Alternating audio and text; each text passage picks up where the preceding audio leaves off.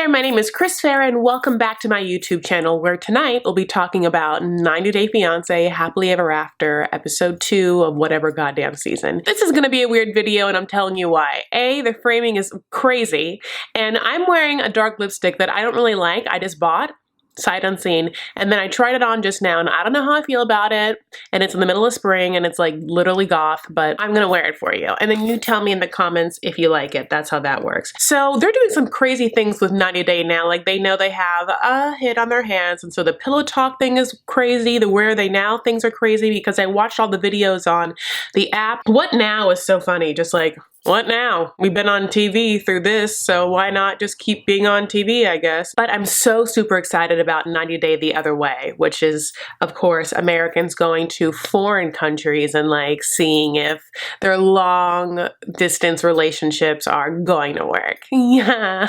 Fresh people means real shit. It's like when these couples keep coming back and want more drama, that they invent things. It's not fun to watch. So I don't need Ashley and Jay. I need some newbies. So the first couple we'll start with is Larissa and Colt. Okay, so we start up after a very intense night last night, okay? And Larissa is a very intense night. Larissa is like in her PJs. She's not looking fresh, honey. You know, they always start every one of their segments with like them side-eyeing each other and rolling their eyes in front of a green screen of the desert.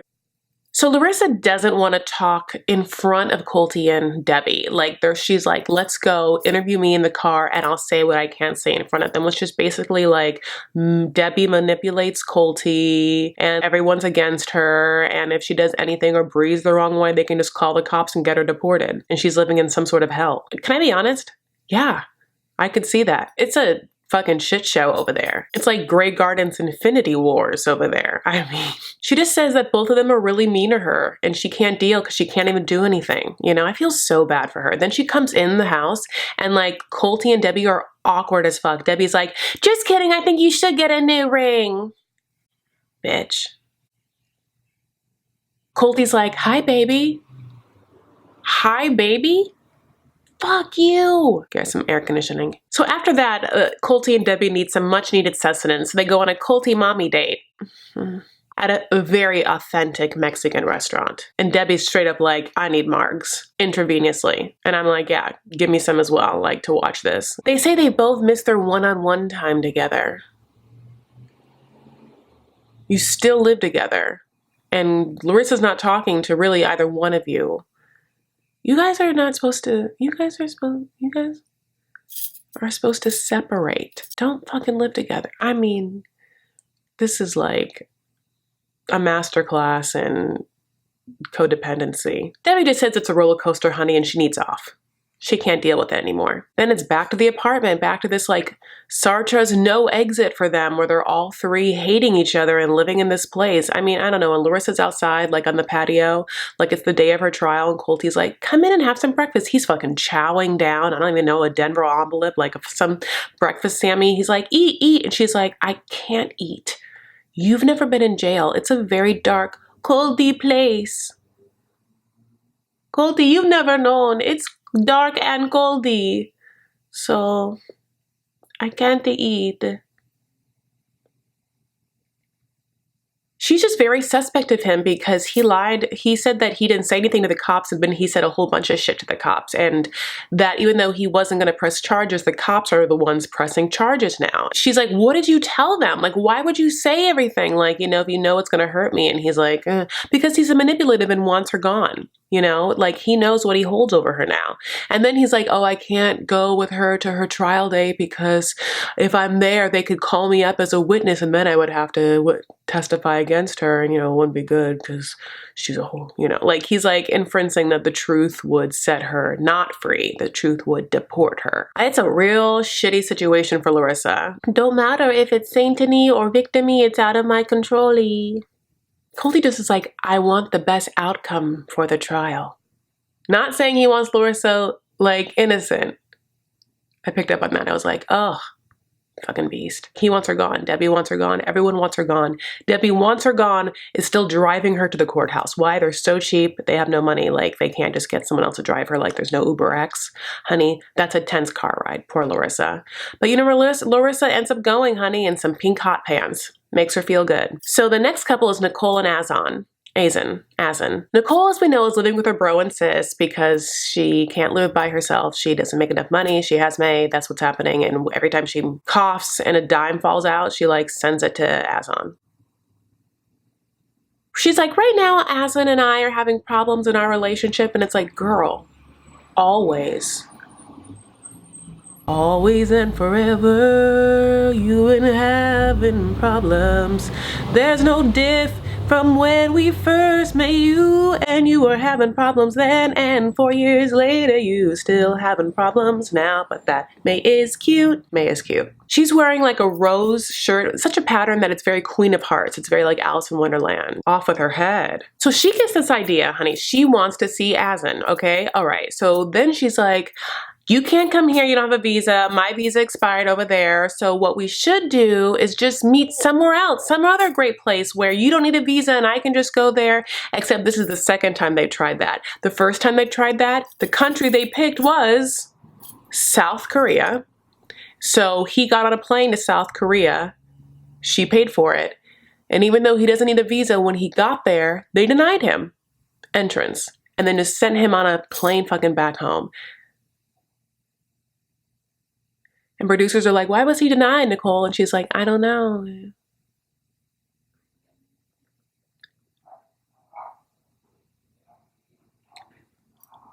Why were you denied? Criminal record. That's why you get denied. Criminal records, honey. Ties. But literally, she is so obsessed with him. Like, she has no money. She's living with her like sister and brother. She probably made like a payment or whatever from like some sort of Instagram post, and now is like, let's go on a fucking vacation. You don't need a vacation. You need a job, and you have to stop giving him all your money, all the money you are ever gonna make. Like, you're crazy. Save money. You have a child. You don't need to see this person. This person has like done you wrong, done you dirty. Everyone sees it. But Nicole is like a fucking crack addict. She's an AZAN addict. Like, if you see Nicole on the side of the road, you'd be like, I can't give her money. And that money's just going to go straight to AZAN. She's only going to use that money to buy more AZAN. You know that. Save your money. And that's true. So they decide Grenada because Grenada is a Christian country. And she's like, then we can like make out on the beach and we can like share a hotel room. We can just be more of ourselves. I want to be like, he's not Christian. You want to be more of yourself. He's Muslim. Every time you've been in Morocco, that's his deal. She's so selfish and so delusional. We need to sit down with her and Danielle. Danielle has, I think, is the only one that can save her to really be like, girl, you are looking in the future. This is your future. Me, do you want this? Turn around, run. You know? So, you know, she has to pay for this, honey, and it's not going to be an Instagram post about, I don't know, teamy tea blends. So she like goes to some sort of agency, staffing agency, is just like, I don't want a job really. Okay, I want a job that's like literally 2 days long. Like, and they know that like, I do not want to be there forever. I have no skills, no front of house. I was a barista once, so like, I know the difference, I think, between a cappuccino and a latte, but she probably doesn't. And the difference is the amount of milk. Okay, next couple is Chantel and Pedro. This is fucking crazy. Like, Chantel is just like 100% like it was Pedro's fault. That whole fight at my family's Pedro's fault. Like, my brother never hit the lamp in his face. Like, Pedro just attacked my family. Like, that's what she honestly feels and thinks. And Pedro has been the whole time like, I was at your family's house and they attacked me and my sister. But she's like, he's not taking responsibility. And it's like, because no one is. No one, you're not, no one is. No one in this whole life, and definitely not Karen. She feels like she's making all the effort in this situation because she's attempting to make us think that she's going to move to Savannah, even though we know that's not going to happen because she already has a spinoff show where she's not living in Savannah. So that doesn't count. That's not a real thing. She's like, but what are you going to do about our problems? And he's like, what do you mean, what am I? Continue on being married to you even though I hate your family? Then they're driving, of course, and then Karen calls, Chantel's mom, okay? And she's like, puts it on speaker. She's like, hi, Mom. You're in the car with Pedro, so just so you know, don't say anything bad, you know? And Pedro's like, and she's like, oh, Pedro. Okay, well, we're having Thanksgiving, and we'd love to see you, Pedro. And Pedro's just like, I mean, he is still scarred. You can see on his face. He's like, can't even say anything to this woman over speakerphone in a different car. He's that traumatized. Karen's like, Pedro? Pedro? Well, Chantel, is he there? And Chantel's like, yeah, he's sleeping. So I'll tell him when he wakes up, what you said, the highs and stuff. Well, they hang up and Pedro's like, oh, hell no, I'm not going to Thanksgiving. I'm not going to Thanksgiving. No, never am I going to your family's house ever again, much less for Thanksgiving, much less on a holiday where I have off work. I'll tell you what I'm going to do. Video games. It's my day off. I will be in front of my computer playing video games. That is me doing me. Safe. She's like, because there's a flashback to her family being like crazy at that dinner and her mom being like, immigration for Pedro and Nicole. Like she's gonna call ICE on it. I mean, you know, why would this man ever see these people again? It's so crazy. But now it's Thanksgiving honey day and Chantal is dressed up for like a purple Thanksgiving with like eyelet cutouts and like chandelier earrings. I don't know where their Thanksgiving's at. It looks like it's at Tao in Vegas. She's dressed up full face with matching makeup brushes, the kind that look like handheld mirrors, you know, those kind of brushes, just being like, I'm doing makeup. No, you're not, bitch. You got someone to do your makeup, I can tell. She's just like, ready to go, Pedro? I'm going to Thanksgiving. And he is in his goddamn PJs in front of his computer being like, no, baby, I stay here. We talked about this, you know, and she's like, okay, so she leaves or whatever. I mean, I can't stand this bitch. So Pedro's not there. Chantel goes to Thanksgiving. Karen just keeps using Spanish. It is our casa, you know, and it's like, you are being so pandering and so condescending in a weird racist American way that you don't know. Oh, I can't stand it. She's like, is Pedro coming? And Chantel's like, no. And he doesn't really celebrate Thanksgiving. And then Karen doesn't miss a beat. Is he Jehovah's Witness? No, bitch, he hates you and your whole family for what you did. I can't. Karen's like, well, I did apologize. I do a shot of her like apologizing at the tell-all. She's like, I'm sorry, but I had to protect my family and my children. And it's like, no, you didn't. No. And then it's a lot of like, we forgive him. We forgave him. River says his parents are only keeping Pedro close for Chantel because she's still married to him and that they might want her to secretly leave Pedro. And it's like, duh. That's not a secret. We all know. Yeah. Winter is fed up. Dad thinks he's on steroids. Everyone just keeps using like, well, he attacked mommy. Can you believe he attacked mommy and daddy? Mommy and daddy were attacked by them. Mommy and daddy were attacked. It's like, he attacked River. He attacked mommy. He attacked daddy and daddy couldn't protect mommy nor River. Then mommy introduces Shocky, which is a taser that she now has and brought to Thanksgiving in her own home that she invited Pedro to. And Chantel is like, oh, I'm glad he didn't come. Really? Really? Now you're glad he didn't come? Honey, why don't you? What? You don't deserve anything. You don't deserve love. I don't think they deserve love. I really don't. Is that bad to say? I just don't think they deserve it. I think they don't deserve it. This whole stupid scene ends when we find out that yes, Pedro is still thinking about going back to the DR, like obviously. And if he goes, like I don't know, is like gonna talk to his family and they're like, well, we could just show up and be there too because we have passports. So we are omniscient. We can be everywhere and anywhere at once. Blink your eyes, we're there. On top of an iceberg in Antarctica, we're there. Except if it's like a chicken feet factory, then we won't go. We hate chicken feet. Next couple is Andre and Elizabeth. They're at the hospital getting an ultrasound. Andre couldn't be happier. I've like never seen him so happy. Like he's a genuine happy ass dad. They're gonna tell us what the baby is and the baby is a girl, you know, and it's like, this is boring. And then they're gonna have a gender reveal party and it's revealed also that Andre hasn't gotten a job in a very Asuelu type way, just like hasn't gotten one and the dad's upset. It's the same goddamn story except for them being Samoan. It's just Elizabeth's family's like very upper class white. Or wants us to think that they're rich white. You know, I'm not quite sure. But like her sisters are all like into doTERRA oils probably. And something dumb happens where they give her a shirt that says like, I have a little Moldovan in me. And she's like, it's kinky. That's kinky to say. Because in her mind, she's like, because when you put your peenie in me, I also have a little Moldovan in me. He doesn't get the joke and he's like, uh-huh. And then the dads have a talk, like her dad and him, who's now a dad, almost a dad, I guess, whatever. And he's like, I'm going to step up and I'll be provider for family. The dad's like, okay, well, we'll see about that. We haven't seen it. So they reveal to everyone the gender by just like shooting cannons of confetti, and it's pink confetti. But Elizabeth was definitely wearing like a pink dress. And like, we already knew because of the ultrasound, so this literally was like the most boring segment of my entire life. Okay. One other thing is that, again, for them being so rich, they start to eat like their meal from this like beautiful gender reveal party, and it's like out of like silver tins, which is like one thing, but it also looks like bargain basement barbecue. Like there's like steamed green beans and they look like they have no flavor, and they just been in that silver container for so long and nothing looks yummy, and like weird rolls, just like hamburger buns, you know, I don't know. The dad's like, he has no plan to get from point A to point B. There's no Lyft, there's no Uber, honey. He doesn't own walking shoes is what I'm saying. No plan.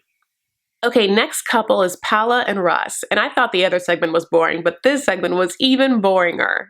Basically, nothing happened. She doesn't want to go back to Oklahoma for the baby shower that his parents are throwing because she hates them, because they judge her about her curves. But she doesn't even talk to her family neither. Remember last season? So I think that like there is some stuff we don't know about Paula. She's just like thinks she's too good for everyone, I think. He's like, put the past behind you. Like how you were judged for those booty photos by my family. So dumb. And then it's like she's gonna be late to the shower because she's getting her nails done because she doesn't want to be here, and she's mad at him because he's going to leave the baby shower because he's not supposed to be there the whole time, and he is afraid to tell her that he got a job offer in Oklahoma. So that's the drama of that situation. There you go. Yeah. Okay, now Ashley and Jay. We're back at that barber shop, honey, where they've got a cast of characters to give Jay some advice, you know, in America, because we don't have skins to just give them the fatherly advice that we really wish we did. They're like, what'd you do to him? And he's like, I just downloaded an app. And so you downloaded fucking Tinder and talked to women? And he's like, yeah, I just thought I was like gonna be friends with them. They're like, no. When'd you do it? And he's like, yeah, just like right before the wedding. And she found out like the wedding night. And they're like,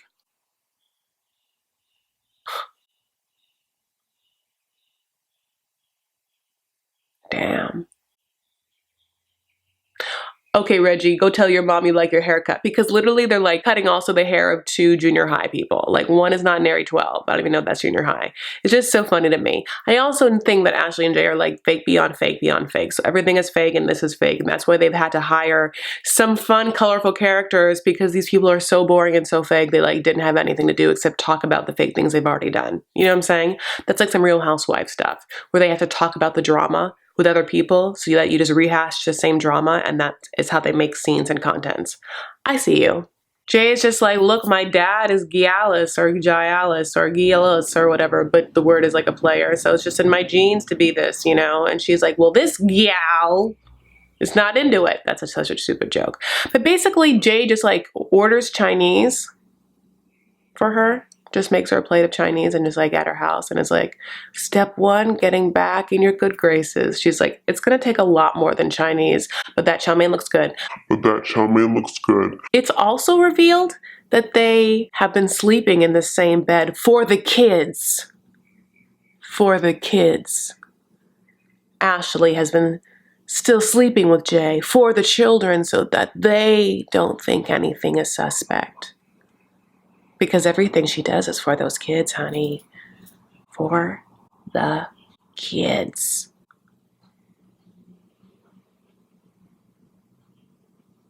Okay. Also, we find out that like she hasn't done any of the paperwork to like get him his green card.